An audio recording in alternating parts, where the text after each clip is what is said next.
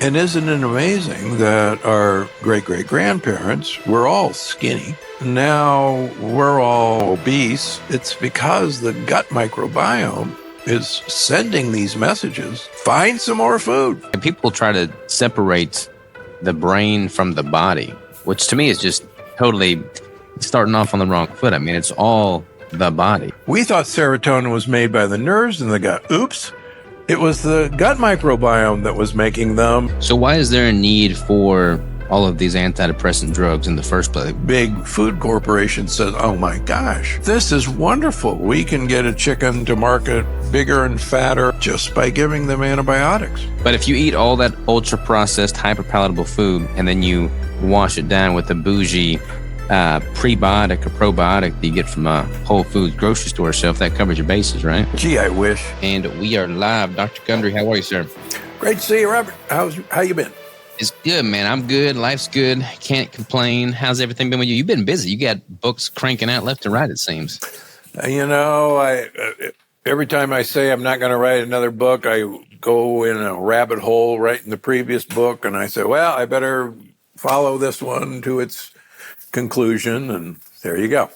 How many have you got now in total? I guess when this next one comes out. This will be my 9th book. 9th book. Is this going to be the last book? No, we're already talking about 2 more. 2 more? I know. Like I say, found something I got to write about. We'll see. I love it, man. Well, I definitely want to dive into the new book. But before we do, man, writing, I've written 1 book, and it's no small undertaking. But in the nutrition space, there's always this conflicting, controversial topic of nutrition and what's right, what's wrong.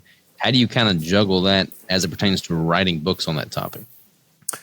Well, I'm blessed with being able to see patients 6 days a week and, follow their blood work, follow their outcomes. And that makes me actually a lot different from almost everybody in this space because, I've been in this space for 25 years now, and I get to learn from my patients. I get to change my mind when something new comes along or I see something happening in my patients. And that's what I like to tell people about. Say, hey, look, this is interesting, and I think you should know about this. So I feel like there's a lot of people writing content that aren't practitioners of the content they're writing. And I think with you being boots on the ground, working with patients directly on a regular basis, I think that makes everything you say carry a lot more weight, in my opinion. Well, thank you. I hope it does.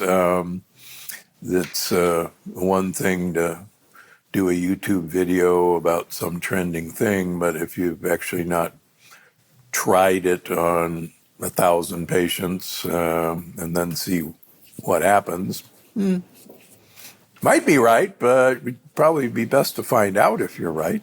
Yeah. Test, don't guess, for sure. Well, talk to me about the gut-brain paradox, man. This is something that I get questions all the time about this, about gut health, gut microbiome, how that impacts everything else. What was the motivation for writing this one? Obviously, when people are trying to get healthier, it all starts with the gut, as they say. So what was the catalyst for you actually saying, okay, this deserves a topic all on its own?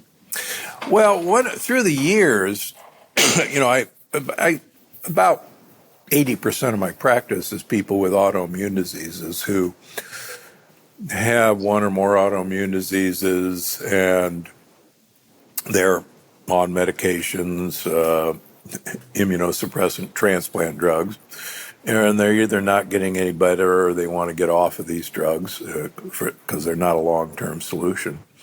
And 100% of these patients, when we look at their blood work, have, number one, leaky gut, or the fancy word is intestinal permeability, but leaky gut sounds fun. And they also have gut dysbiosis. That's another way of saying that normally we should basically have a tropical rainforest in our intestines of bacteria, fungi, viruses, molds, and just like in a tropical rainforest, there's all these different species that are interdependent on each other for survival. And if something falls apart in that tropical rainforest, if one species overgrows or one species disappears, pretty much the whole ecological system falls apart. And what we're finding with more and more sophisticated tests of the human microbiome, that in fact, most of us, rather than having a tropical rainforest in our gut, have a desert wasteland. Mm-hmm. And a lot of my patients would just so happen to be on, let's say, an antidepressant. And for some of them, they'd been on antidepressants for so long that they don't even put depression as one of their complaints. And as I write about in the book, a great number of these patients, as we address their issue that they came in for, they were able, without my urging, to wean themselves off their antidepressants. And they were pretty shocked because some of them were on it for 10, 20 years. And when I started to explain to them that, well, the reason you were able to get off these antidepressants is we've changed that tropical rainforest, number one. And number two, we've sealed up this leaky gut. And I'm certainly,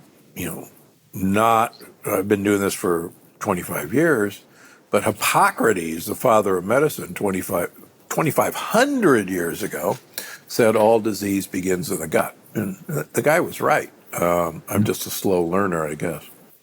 Well, it's this may be totally inaccurate. Correct me if I'm wrong, but as far as antidepressants go, like the SSRIs, I've heard it coined that about 96% of the serotonin in our bodies is produced in the gut. So if your gut is malfunctioning, then by default, you're not going to have stable moods.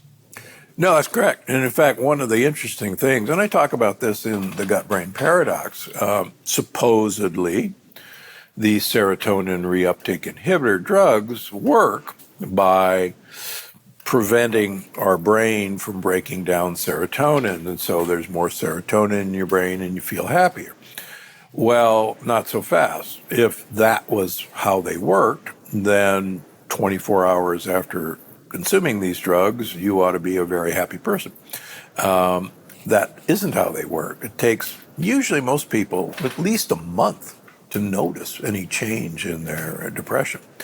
So then you go, well, wait a minute. If that's not happening in here, what are these drugs doing? And one of the exciting findings was that these drugs actually work by changing the gut microbiome itself, making more of these tryptophan pathway bacteria, making the serotonin in the first place.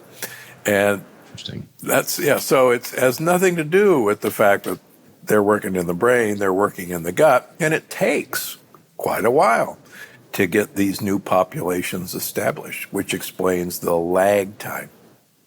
Yeah, that makes sense. I've got a cousin that was on antidepressants, and he would shift medicine on a seemingly frequent basis, and I'm like, I think you're just getting more jacked up, man. I think you got to let anything you change, you got to let your body stabilize with it, not change it from week to week. True, and that's the sad thing. A lot of these people are on 2, 3 medications simultaneously, and you're right. Here, let's try this and see how you feel. Well, they're not working really directly on the brain at all. They're working on the gut microbiome. So why is there a need for all of these antidepressant drugs in the first place? What has happened to our gut as a species that has created this void where that becomes necessary? Well, it's multifactorial. In the Plant Paradox, my first monster bestseller, I argued that there were 7 deadly disruptors that were really changing the gut microbiome for the worse. We're literally decimating the microbiome. And certainly the antibiotics that we take and that we feed our animals are are right up there.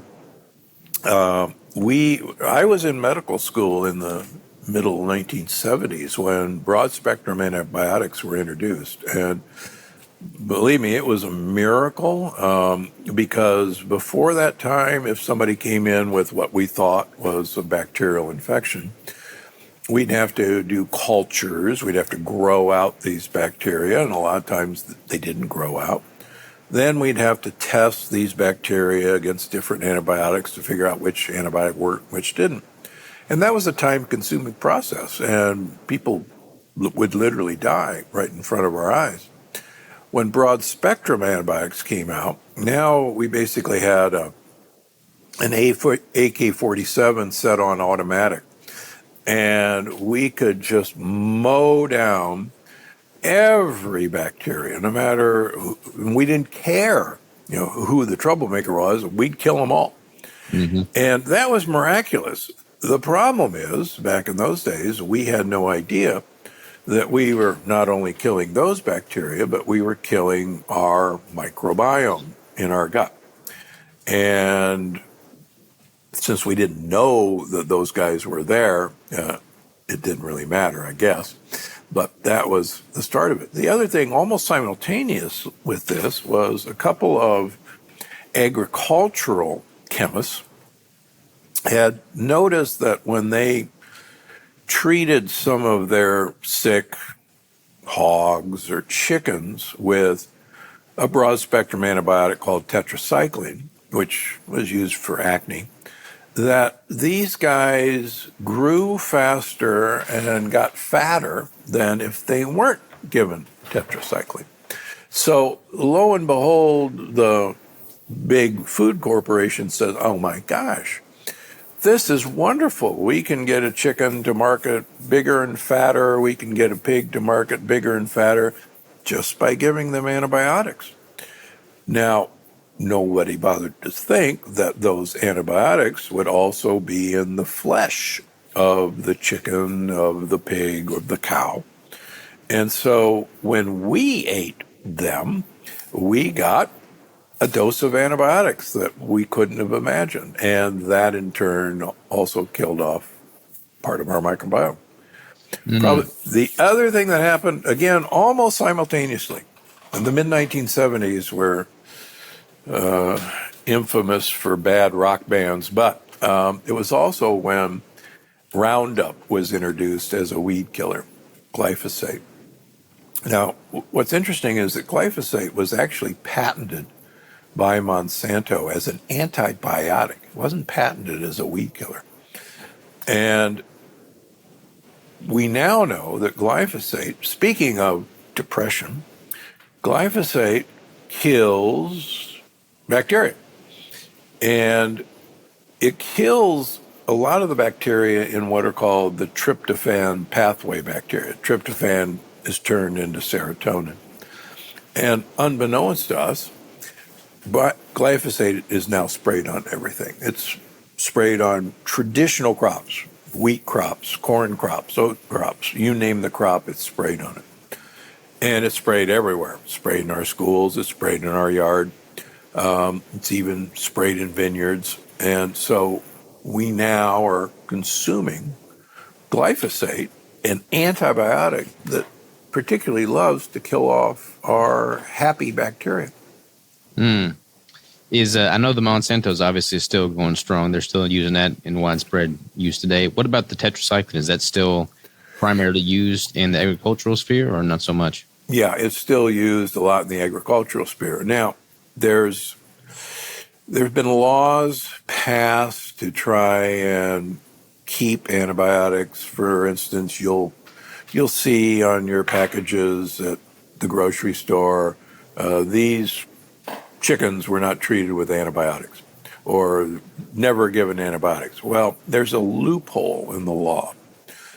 So chickens, for instance, are raised in 100,000 chickens in a warehouse. And even if they're called free range, the definition of free range is you can keep 100,000 chickens in a warehouse. if you open the door to a 3 by 3 foot patch of grass for 5 minutes every 24 hours, and the chicken has the potential to go outside, then that is the definition of a free-range chicken. That was actually a bill introduced by a Georgia congressman from a chicken growing district. Now, if the veterinarian believes that one of those 100,000 chickens might be ill, the veterinarian is allowed to dose the entire flock in the warehouse with antibiotics to treat that one chicken. Now, the veterinarian's salary is paid by the big corporation. And in some studies, 60% of chickens who are antibiotic free have antibiotic in their meat. 60%. You're making a pretty good argument for people to know their local farmer and rancher, for sure. You're exactly right. You really have to know where everything's coming from. So those three triads, so to speak, the widespread use of antibiotics in humans, the antibiotics administered to animals, and then the Roundup is primary drivers as to why our gut microbiome is so far from optimal. Yeah. Now, couple that with, so that's just kind of the antibiotic side of the coin. What's happened to us as a culture, particularly in the West, is our great-great-grandparents were doing what I say, they're eating whole foods and they're eating them whole. And the way our synergism with our gut microbiome works is the vast majority of the microbiome lives in our colon. There's 100 trillion bacteria in our colon alone. And there's upwards of 10,000 different species. And they're all this kind of wonderful interconnected tropical rainforest. Mm-hmm. We would eat all these whole foods, and we would eat them whole, and our digestion process, we'd extract some sugars, we'd extract some proteins, we'd extract some fat. But there were a lot of components of these whole foods that we didn't digest well at all. These are mainly long sugar molecules that are called polysaccharides, that are sugar molecules all stuck together that take a lot of work to pull apart. And we used to eat nose to tail. We'd eat all the ligaments and the tendons and the cartilage all ground up, and we don't digest those well. Well, it just so happens that all these polysaccharides and all these ligaments would filter down through our intestines down to the colon. And there our microbiome goes, oh, dinner. That's exactly what we want to eat. Thanks for sending it down. This is delicious. We're going to eat all this stuff. And when we eat all this stuff, we're going to do two things. Number one, we're going to send some text messages to your brain that our needs are met, we're full, and you don't have to go looking for anything else. We're good. People know about GLP-1 agonists. It turns out that GLP-1 is actually made by the intestinal bacteria when they're full. And we used to get that information from our happy, full bacteria.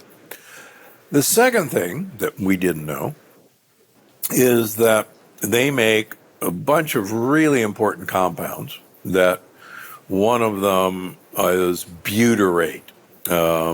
It's a short-chain fatty acid. And what we didn't know is that about 80% of all the nutrition for the cells that line our colon is supplied by butyrate, not from anything else, not from proteins, not from sugars, not from blood flow, but 80% of all the nutrition is coming from this one compound that normally gut bacteria will make for us. So fast forward, now we're eating processed foods and ultra-processed foods where all of these fibers are gone. All of the meat has been reduced to protein concentrates, whey protein concentrate, amino acid concentrates. And all of those are absorbed high up in the gut. And now there is absolutely nothing left over for what I call our gut buddies. So what happens? They go, hey, we're living down here and we hear you chewing and we listen to you swallowing.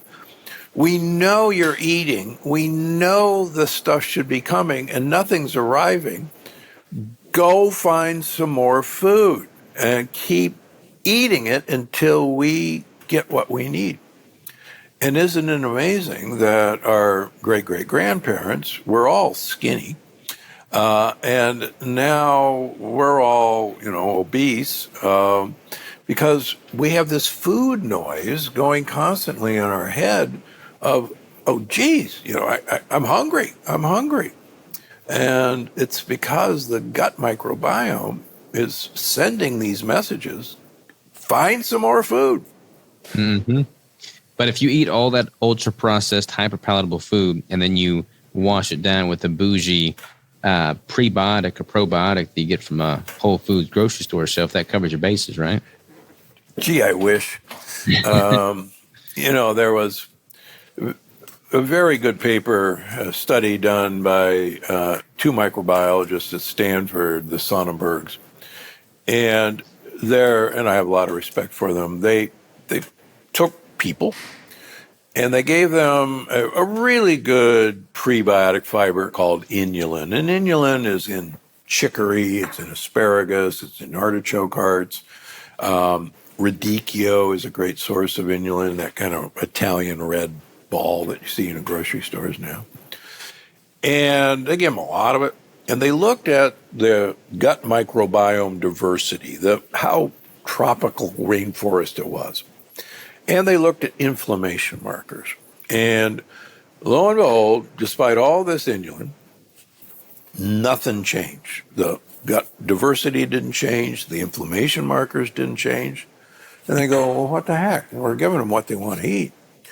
Maybe there's something different missing. And so what they did with the same group is, here's all the inulin, but now we're going to give you fermented foods. And in this case, it was primarily yogurts and kefirs. Now, people hear yogurt and kefir and they think, ooh, probiotics, friendly bacteria. Well, sadly, almost all of these contain no living bacteria. And if they did, the bacteria would be killed by our stomach acid.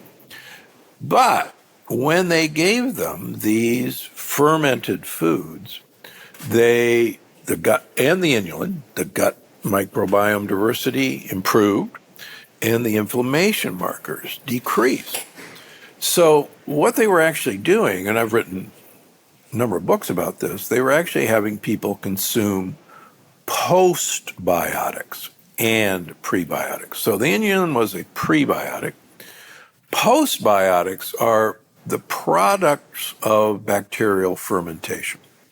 And they're basically a signaling system, and they're building blocks for these gut bacteria to make the really important stuff like butyrate.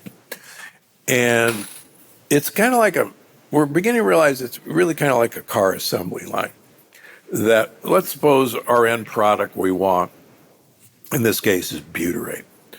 We didn't know that there might be 4 other bacteria in the line. Bacteria 1 eats something and makes a product that bacteria 2 needs to eat to make the product that bacteria 2 makes that bacteria 3 needs to eat, and so on, to get to the final step that we then make butyrate.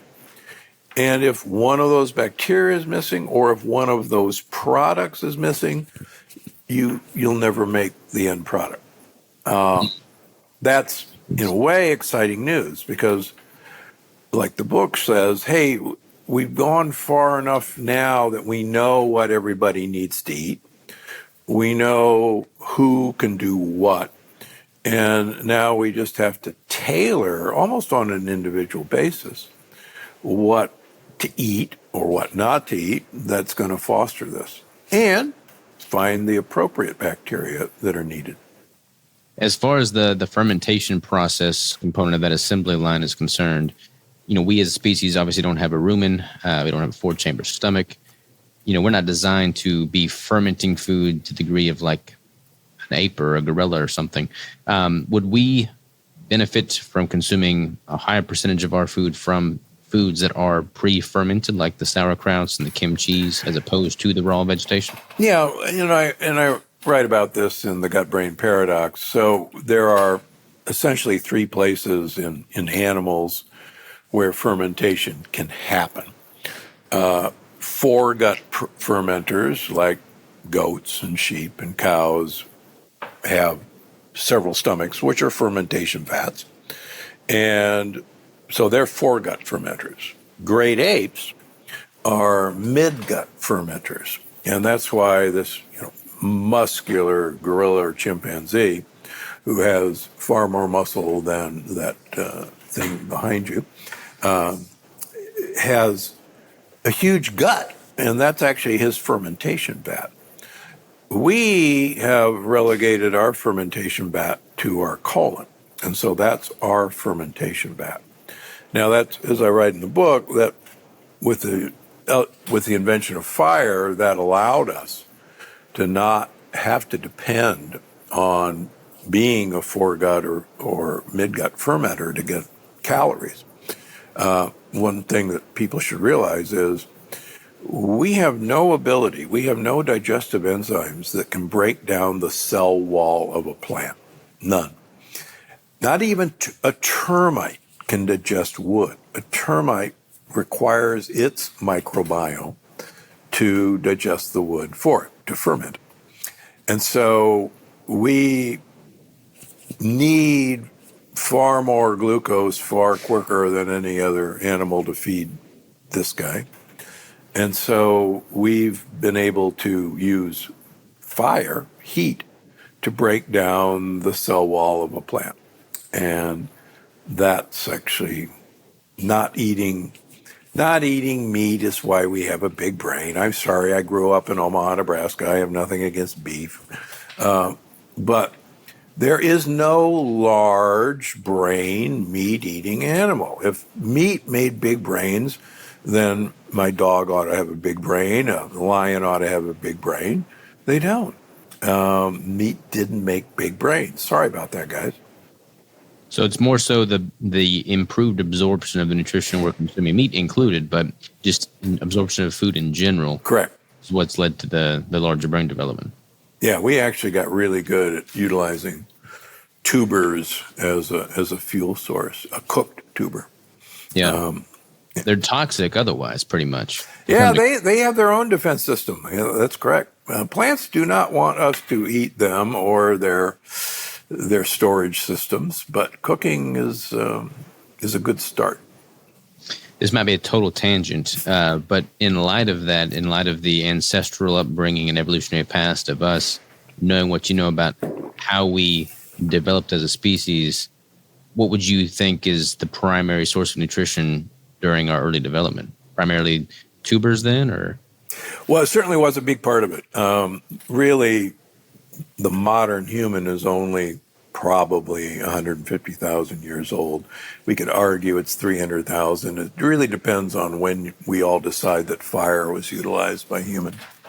And it was really fire that changed us.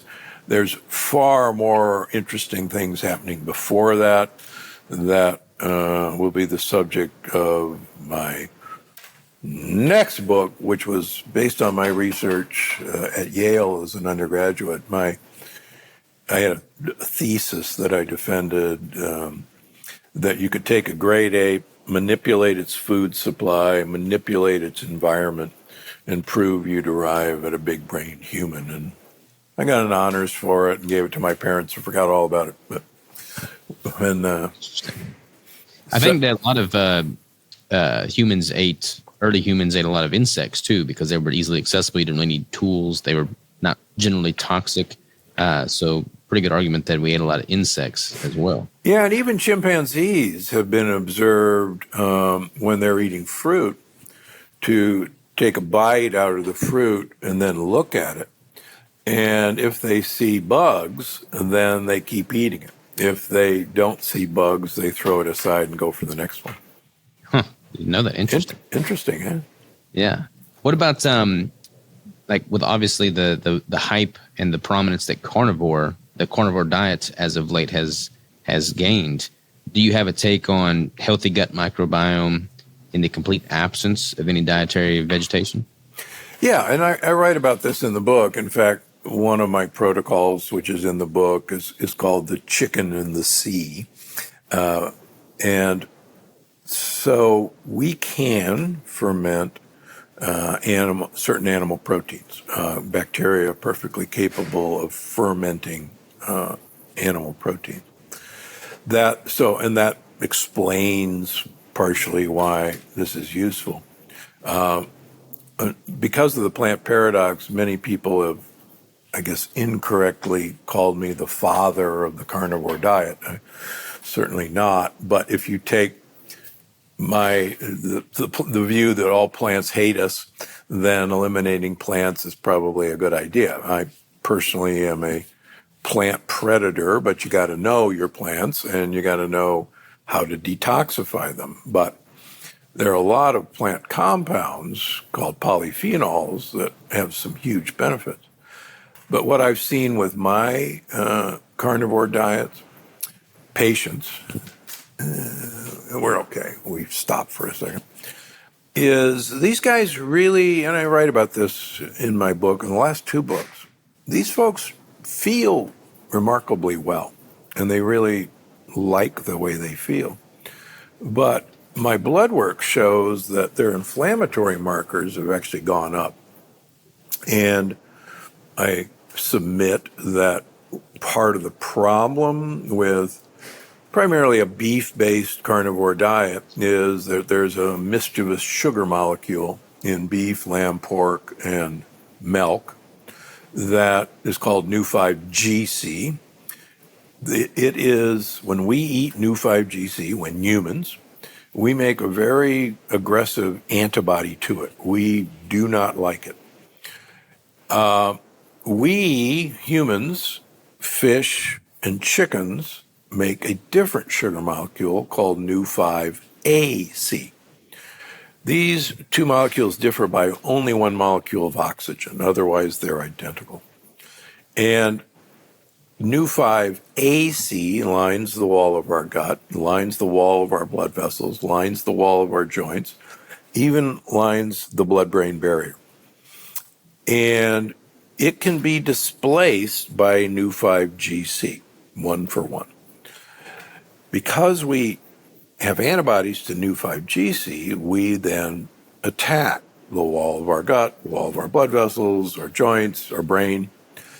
And those were the markers that I saw with my patients. When I shifted them to a wild fish, wild shellfish, pasture-raised chicken diet, and then allowed them to have fermented meats in the form of sausages or like prosciutto, which is fermented, the bacteria eat Nu5GC in these compounds. So there is no Nu5GC in a traditionally fermented sausage. There's no Nu5GC in prosciutto, believe it or not. And there's no Nu5GC in fermented milk products like yogurts or cheeses. And so that's what I substituted for these guys, and lo and behold, they still felt great, but their inflammatory markers went away. Interesting. So the Nu5GC, is that, you listed off the beef, lamb, is it just in the ruminants or is it in other? No, it's in a number of other animals. There is some debate as whether it is in bison. It's definitely in water buffalo milk.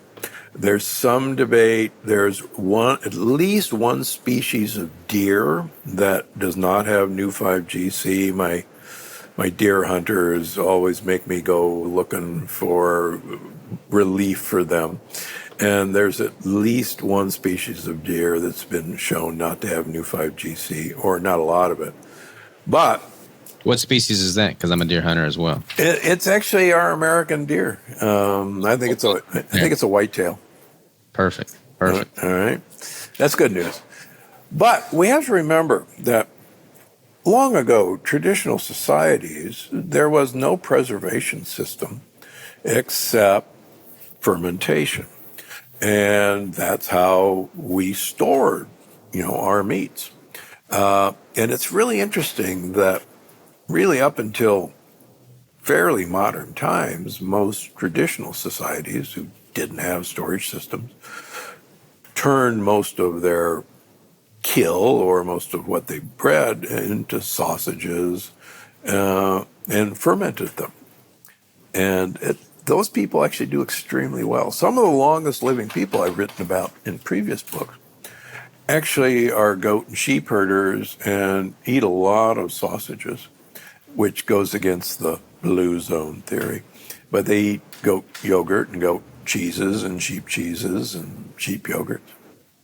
Yeah, it's interesting. I had Bill Schindler and his wife out this past weekend for a retreat we hosted, and they do all their own cooking traditionally with accurate fermentation process. And one of the things we did is we went to the grocery store and just looked at how modern day food is primarily, made.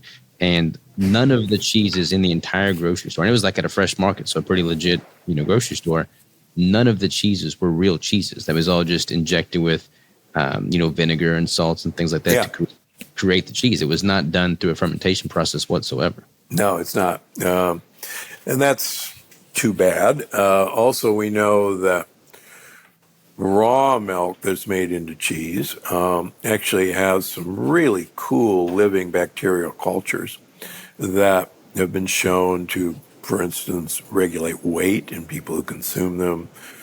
Parmesan Reggiano, true Parmesan cheese, is a fermented cheese. One of the tip-offs for a lot of the fermented cheeses is that they have what we call crystals that are kind of crunchy, like Pecorino is a traditionally fermented cheese. Manchego is usually, depending on how long it's aged, is a fermented cheese. But you're right, buyer beware. A lot of Swiss cheeses, true cheeses made in Switzerland, Gruyere, Comté, are made from raw milk and are fermented. So you're right, the buyer has to look. The other thing that's gotten interesting, so we normally, sausages are fermented by adding lactic acid bacilli, germs. And if it's made right, it'll say lactic acid cultures on the label. But some smart companies are now just putting lactic acid on the label. And people go, oh, I'm supposed to look for lactic acid. No, you're supposed to look for lactic acid cultures, lactic acid producing bacteria. Mm-hmm. So, and those are full of new 5GC. Sorry. Yeah. Is there like a test for that? Like, is there a test to see how much new 5GC is in your circulation? No, there isn't. But interestingly enough, I'll do a shameless plug for a friend of mine who I have no financial interest with, Chef Jimmy Schmidt, who has 3 James Beard Awards, I think more than any chef. He has a farm, JR Ranch Foods, where he grass finishes his beef and his pork. And he wanted me to endorse it. And I said, Jimmy, I love you. I can't do it because of this new 5GC. And Jimmy happens to be a protein biochemist. And he says, what? Send me all the papers on it. So I sent him literally 50 papers. And he says, so what you're saying is fermentation can get rid of it. He said, yeah. And I sent him all the papers of there's no new 5GC and these sausages are in prosciutto. And he says, oh, well, I can do that. And so he actually now has a line called Beef with Benefits, and it's jrranchfoods.com. And he has now shown the USDA that his products, makes a brisket, he makes hamburgers, he makes hot dogs, and he's soon to come out with a bratwurst that has no new 5-GC because of the fermentation process. And it's really cool. And only a genius like Jimmy could go to the trouble of getting the right, cultures and proving to the USDA. So he's now allowed to sell it. Yeah, that's impressive because the USDA, they're pretty strict, sometimes unnecessarily so on certain things. Like, how does he cure it? How does he make it shelf stable? Well, that's the real cool thing. The reason you could keep a salami hanging forever is because all of the sugar molecules have been eaten by the bacteria. And so that's what makes things go bad. And so ancient cultures had this figured out. We're just, again, slow learners. Yeah. On that note, this kind of brings up an interesting conversation topic with raw milk. You don't need to refrigerate raw milk. Like, it's just like the bacteria naturally occurring in raw milk has that right stability factor with all of the enzymes that you don't need. It doesn't go bad. But as soon as you refrigerate it, as everybody does in the grocery stores, it kills all that good bacteria, and then it spoils within 8-9 days or so. Also, eggs in Europe are not sold refrigerated. They're on the shelf, interestingly enough. Yeah. But raw milk has new 5-GC. So please, please, please, folks, do not drink raw milk because of the new 5-GC. Drink it fermented. And you're much better off drinking fermented or eating fermented sheep or goat yogurts or kefirs, because 30% of the fat in goat and sheep milk are medium chain triglycerides, and cow's milk doesn't have that. Yeah. Very, very interesting stuff. So when you're working with patients, like, are they typically coming to you because they are experiencing severe gut dysbiosis on the front end, or like what does that look like? Well, right now, about 80% of my practice is autoimmune patients who have one or more autoimmune diseases that they're on an immunosuppressant or 2 immunosuppressants. All those commercials you see on TV every night of all these happy people with psoriasis and Crohn's disease and ulcerative colitis who are, at the beach and there's a band playing and everybody's happy. And they're on 1 or 2 of these immunosuppressants. And as I tell them, look, I was a transplant surgeon, a heart transplant surgeon. What are you doing on a transplant drug? I didn't put a heart in you. And they go, what? And I said, these are the same drugs I use to prevent rejection in a heart transplant. These drugs are telling your immune system to look the other way. And, I was a transplant immunologist. So years ago, when I wrote my first book, Dr. Gundry's Diet Evolution, there were 2 patients who resolved their autoimmune diseases, one with fibromyalgia. And so people started showing up in the office saying, well, what do you know about autoimmune disease? And I go, I don't know anything about it, but I'm a transplant immunologist, and I know a lot about how the immune system works. So if you want to play, let's play.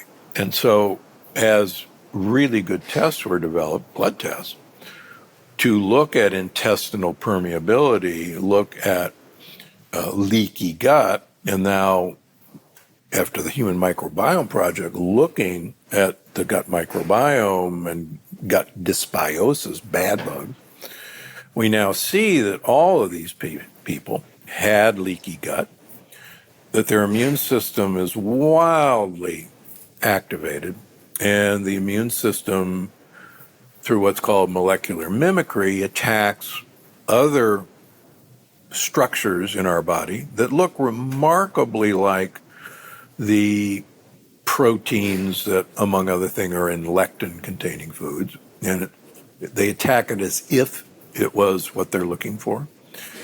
And all these drugs just tell the immune system, yeah, they're there, but don't, get your finger off the trigger. So what we did is 94% of people with an autoimmune disease are in remission after a year on my program. Not bad, published data. And all of them had leaky gut, and 100% of them, their leaky gut is sealed in about a year, sometimes less, sometimes a bit more.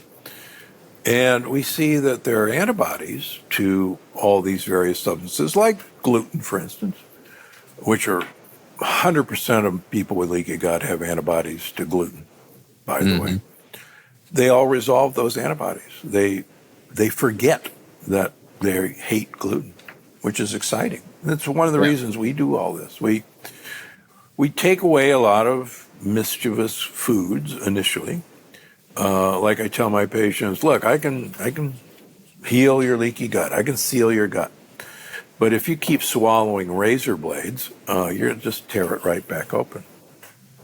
Yeah, no, I've got a client that's got Crohn's right now, so it's been really interesting to figure out what he responds well to and what doesn't. And interestingly enough, we're talking about the new 5GC, he's made the claim that he does not feel well when he eats beef, but he can handle poultry just fine. So I wonder if, with every other variable we've controlled for, if that element of new 5GC is the primary driver there. Oh, it's a big driver, big driver. Crohn's is actually one of my easiest autoimmune disease to treat. Really is.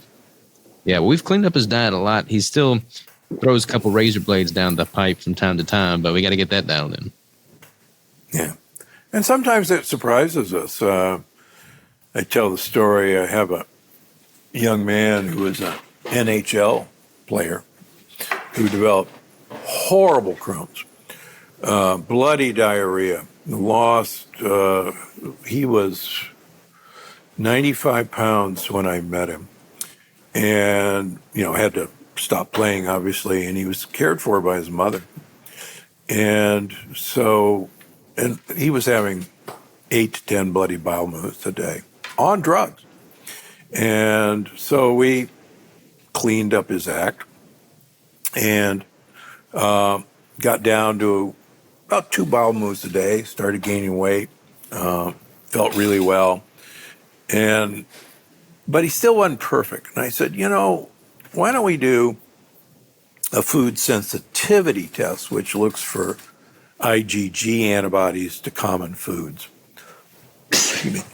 And he got his results about 2 weeks before I did a Zoom call with he and his mother, and because he was in Connecticut. And one of the things that showed up on his test was he was really sensitive to almond flour, and vanilla bean. And his mother, bless her heart, was giving him almond flour cookies and almond flour bread, and the cookies were flavored with vanilla extract. And so they had seen this test before we got on the phone.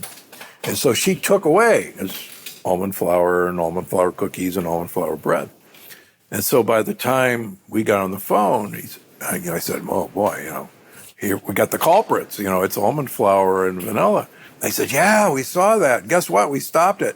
He says, I'm down to 1 bowel movement. It's perfectly formed. That was that was it. That was the culprit.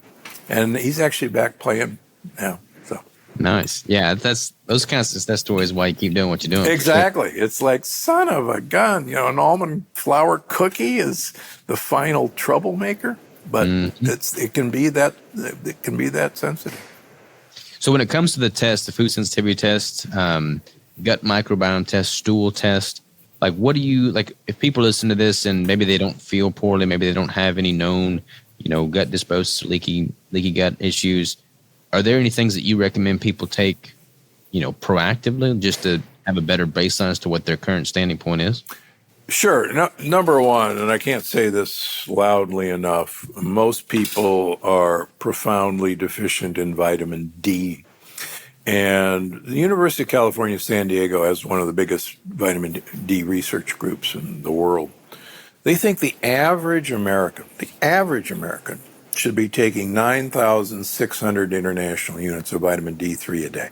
So that's 10,000 international units. For people who use the metric system, that's 250 micrograms of vitamin D3 a day. They have never seen, nor have I, vitamin D toxicity even at 40,000 international units a day. Never seen it. I have some, vitamin D is critical in so many ways. Number one, vitamin D is really essential for having a diverse microbiome. People who have the highest levels of vitamin D have the most diverse microbiome. Number two, vitamin D, our gut is the same surface area as the lining is 1 or 2 tennis courts. So the gut wall is constantly being bombarded and damaged. We have a lot of stem cells that line our gut, but they're sensitive to vitamin D. And vitamin D literally has to activate them, go, wake up, go replace that cell that just got damaged. And if you don't have enough vitamin D, they just kind of sit there and twiddle their thumbs, going, what do you want me to do? Number three, we know that most people with autoimmune disease, their immune system is so activated that normally the immune system is actually told by vitamin D to, keep calm, just relax. Emergency comes along, that's fine, but don't have your finger on the trigger. We have to hit these guys over the head with a sledgehammer of vitamin D. And that really, really works. So it's kind of three-pronged. And I can talk about vitamin D all day because my knowledge of vitamin D really started over 20 years ago, where I saw a husband and wife in my office in their late 70s and very healthy looking. And we measure vitamin D levels on people every 3 months. And so this was the first time. Vitamin D is, most doctors are told that a vitamin D level above 80 nanograms per milliliter is toxic. And I'm looking at their blood work, and they both had vitamin D levels of 278. 278. Mm-hmm. Supposedly 80 is toxic. So I'm looking at them, and I'm looking at the rest of their blood work. And in theory, if you had vitamin D toxicity, you could have a very high calcium level. Their calciums were normal. In theory, you could have kidney stones. And I go, any kidney stones? No. Why? And you could have kidney damage. Their kidneys were great. In theory, you could have numb fingers and toes. And I go, any numb fingers and toes? They go, no, why? And I said, well, you guys take a lot of vitamin D, don't you? And they said, oh, yeah, it's a longevity hormone. And, and they said, why are you asking all these questions? And I said, well, quite honestly, from what I've been taught, you should be dead. And they look at me, they say, you don't know much about vitamin D, do you, Sonny? And I go, just what I've been taught. And they said, well, why did you read about it? So that's actually what made me go down that rabbit hole. And they were right. And I've written about this. People with the highest levels of vitamin D live the longest compared to people with low levels of vitamin D. 80% of patients in my practice in Southern California, my 2 clinics, are vitamin D deficient when I meet them. So you think everybody should just supplement with vitamin D pills? Like, do they need to take vitamin D and K2? When we're using very high dose vitamin D above 10,000, yeah, I think vitamin K2 is very useful. You don't need much. You only need like 100 micrograms. I like both forms of vitamin K2, MK7 and MK4, and we could argue about which is more important, but take both. If you want to take more, that's fine. But I'll use an example that I've written about and talked about. If I feel like I'm coming down with something, I'll take 150,000 international units of vitamin D3 a day for 3 days. That's basically 500,000 units of vitamin D in 3 days. and I'm not dead yet. That's pretty good reasoning to me.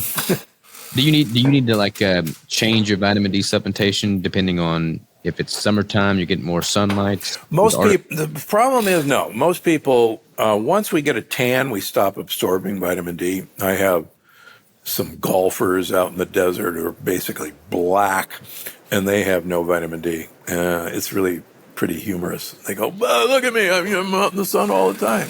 And the other problem is everybody's been told to put sunscreen on. Everybody in Southern California wears these crazy, silly hats, and we all wear long sleeve shirts. And that's been just horrible advice. Yeah, I do not take part in the sunscreen at all. What about like tanning beds? Is that efficient at that? Is that you want to. You don't want to go out and expose yourself to, full afternoon sun for hours at a time before you build up what's called a sun callus or build up your melanocytes. And tanning beds are actually useful for that, to get, a low dose exposure for a while. But vitamin D3 is just amazing. It's a longevity hormone. Yeah, it is not a vitamin, it's a hormone. Yeah, totally. I'm curious, do you have any thoughts on allulose, especially as it pertains to anything GLP-1 related, from a fermentation process? It pretty much passes through us without being absorbed. So what's your take on allulose? I love allulose. In fact, I love it so much, Gundry MD makes our own allulose for sale. Allulose is the FDA actually declared it as the first prebiotic non-nutritive sweetener. It actually feeds gut bugs, which is wonderful news. And there's good human data that allulose promotes weight loss. And again, we have to realize that GLP-1 is part of the communication system from the gut microbiome to your brain, that their needs are being met and that you don't have to go looking for other food for them. And it's the communication system saying, hey, yep, you fed us, thanks a lot. You don't have to go looking for anything else. There was a beautiful Chinese study, and there's been others, looking at people who were asked to go on a 14-day water fast, nothing but water. Half of these people were given 100 calories of prebiotic fiber that cannot be absorbed. We can't digest it. The other group just got water. These guys who got the prebiotic fiber had no hunger for 14 days, even though they weren't absorbing that 100 calories. Why didn't they have any hunger? It's because the gut bacteria said, yep, that's all we need. Thanks very much. You don't have to go looking for anything else. And that's just a beautiful demonstration of kind of what we started talking about. So our ancestors ate whole food, and they ate it whole. And there was plenty left over that came down for the gut microbiome, our gut buddies. And they were all skinny. And that's why their regulation was just fine. And now we don't have any of those bacteria, number one, to make GLP-1. So it's no wonder that everybody's jumping on the Ozempic bandwagon, but don't get us started on that. What, out of curiosity, you know what the prebiotic fiber in that study was? It was actually a mixture of inulin and acacia fiber, and I've forgotten what else was in it. I happen to be, I'm a huge fan of psyllium fiber. Psyllium fiber is kind of cool because it does not produce gas when your bacteria ferment it, which is nice. The other thing I'm really a fan of is chicory root fiber or chicory vegetables in general, like radicchio, like frisee, like Belgian endive. Artichoke hearts have a lot of inulin in them, so those are my favorite. As you were saying, that's 11-day water fast. not experiencing hunger while taking the prebiotic fiber. I'm like, I could probably leverage that in the later phases of a competition prep when I'm dieting down for a show, not have the caloric load, but not have this insatiable hunger either. Yeah, no, you should try it. It's actually there's been a number of papers written about it, and it's called the gut-centric theory of hunger, and how that all came about is an interesting tale in itself. I had former head of the FDA on my podcast a few years ago, and we're about the same age, and we were reminiscing that in medical school, the gut was this hollow tube, and we swallowed stuff, and some digestive enzymes went to work, and magic happened, and then whatever we didn't need was pooped out the rear end, and that was kind of all there was. And then kind of the next phase was that there were these gut hormones like CCK, like GLP-1, and that the nerves in our gut and the nervous system, the enteric nervous system was discovered, and that's where the second brain came from. And so we said, oh, okay, so it's the nerves in our gut that are reacting to the foods, and they're sending messages to the brain. Then when the Human Microbiome Project was finished in 2017, which is fairly recent history, all of a sudden, there's 10,000 different species of bacteria and 100 trillion bacteria that we didn't even know were there. All of a sudden now we go back and go, well, wait a minute. We thought serotonin was made by the nerves in the gut. Oops. It was the gut microbiome that was making them, and that went across the wall of the gut. And we said, oops. And now we're going, son of a gun. GLP-1 and all these other compounds are made by the gut bacteria getting what they want to eat. And so now it's the microbiome gut-brain axis. But what we should really realize is, like the book hopes to tell you, is that it's all about these guys and their communication system that has evolved over eons of time to direct really our behavior for their needs. Mm-hmm. Well, I think just simply recognizing, like, people try to separate the brain from the body, which to me is just totally starting off on the wrong foot. I mean, it's all the body. It's all in symbiosis with one another. It all works in unison. So you can't really tease out one from the other. It's all working, hopefully, in harmony. Yeah, I've talked about we actually, humans have very few genes. A sand flea has more genes than we do. Corn has more genes than we do. And yet we're supposedly rather advanced. So I argue, and others have argued, that our computing power is actually been downloaded to our microbial cloud, because these guys divide constantly. They have vastly more genes than we have, and they're always dividing, and they're always exchanging information. They're always changing. And so I argue that our computing cloud is actually down in our gut. And what that means is, for instance, here's my smartphone. I don't have a lot of computing power in this phone, but the computing power is up there. And so I've uploaded my computer. Most of its power is now up there. I've downloaded my computer power to my gut microbiome. And this brain is just a receiver for information from the gut microbiome. And I kind of like to think of it that way.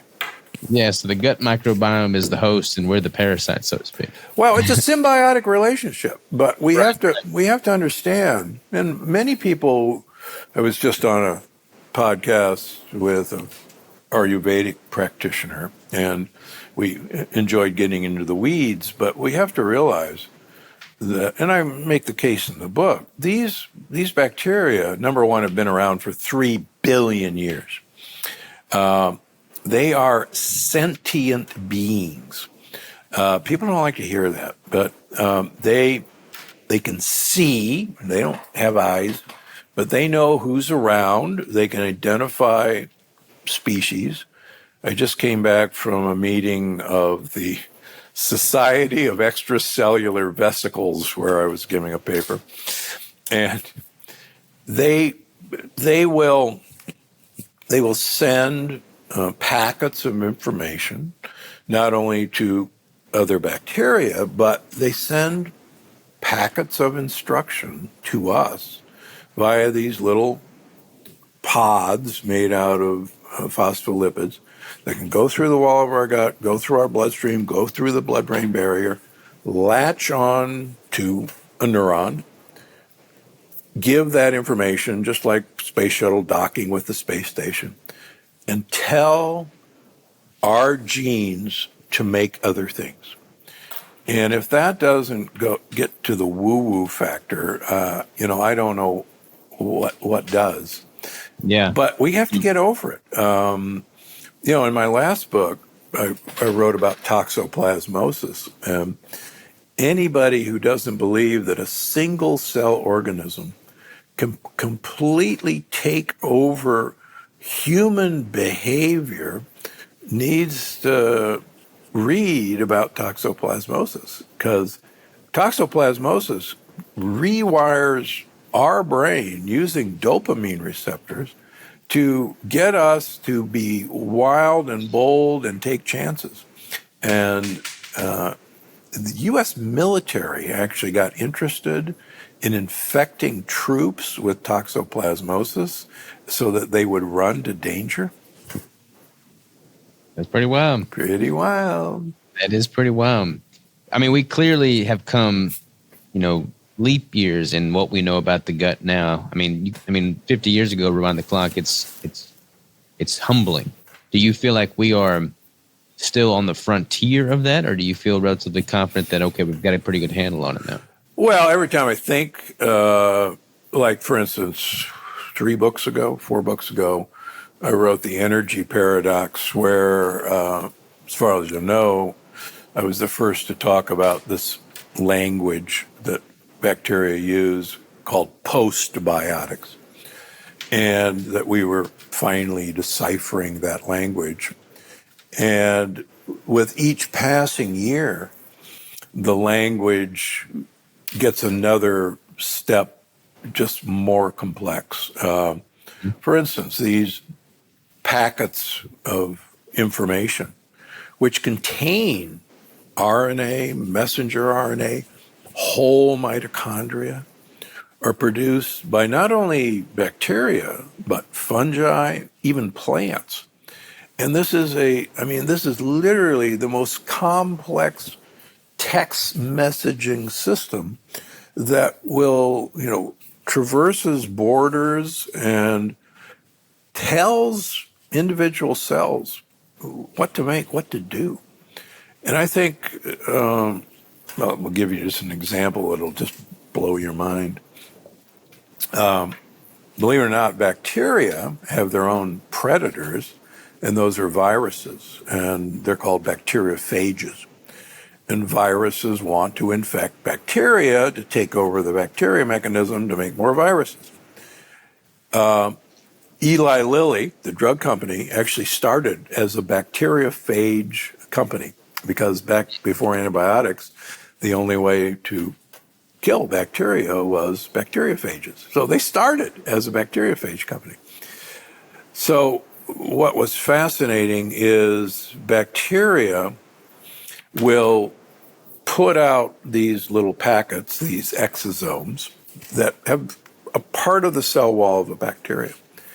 And if they believe they're under attack and their friends are under attack by viruses, they will pop out decoys of all these packets, like 20 or 30, which are a piece of cell wall bacteria. And just like, a bomber, when a fighter jet is shooting the missile at it, will throw out a bunch of hot aluminum foil out the back as decoys, and the heat-seeking rocket will head for those guys. Mm-hmm. The bacteria will pop out 20 of these little pockets, And we can actually do electron microscope pictures of all these viruses attacking and attaching to these little packets. It's like, son of a gun, if that isn't a sentient being, I don't know what is. It is pretty wild, man. It's wild. The more you learn about the human body, the more respect you got to have for it, for sure. Yeah, I mean, and these systems, these systems have been in place for eons. And again, Hippocrates 2,500 years ago said all disease begins in the gut. And talk about a sentient human being, and we're just now catching up with what he knew. I still don't know how he knew it. Well, your work, your books are certainly paving the way for a lot of it, man. So we're trying. We're trying. There. When does this one go out? April 15th, tax day. So everybody get your tax refund and buy the book. There you go. There you go. I like it. Well, I'm excited to read it for sure, man. I appreciate you coming back on the podcast. We'll have to get you back on when you write the next two books, I guess. All right. Yeah. We'll make sure to get you a copy, and I think you'll enjoy. I think you'll enjoy reading it. I hope. Yeah. No, I'm excited, man. Where do people go to find out more about you? Oh, they can go to GundryMD.com, which is my supplement and food company, drgundry.com. I now have a telemedicine company, GundryHealth.com, where people can look at whether they have leaky gut and food sensitivities and be coached. I've got 2 YouTube channels, the Dr. Gundry podcast, wherever you get your podcasts, and Instagram and Facebook. So all that good stuff. All the good stuff. Awesome. Well, I'll certainly link out and make it easy for people to find you. I certainly appreciate the time, Dr. Gundry, and keep writing those books, man. Keep changing lives. All right. And yeah, try that trick next time you're getting cut for competition. Yeah. No, I'll 100% do that. I'll look into a good option for that, and I'll certainly try that when my calories start getting down low. And actually, I make a product called Prebio Thrive, which is all of this prebiotic fiber, and it's just a powder you mix in. Give it a try. Yeah, I'll do that for sure, man. I'm always looking for an edge, so we'll give it a shot. All right. Good. Appreciate you, sir. All right. Take care. Take care.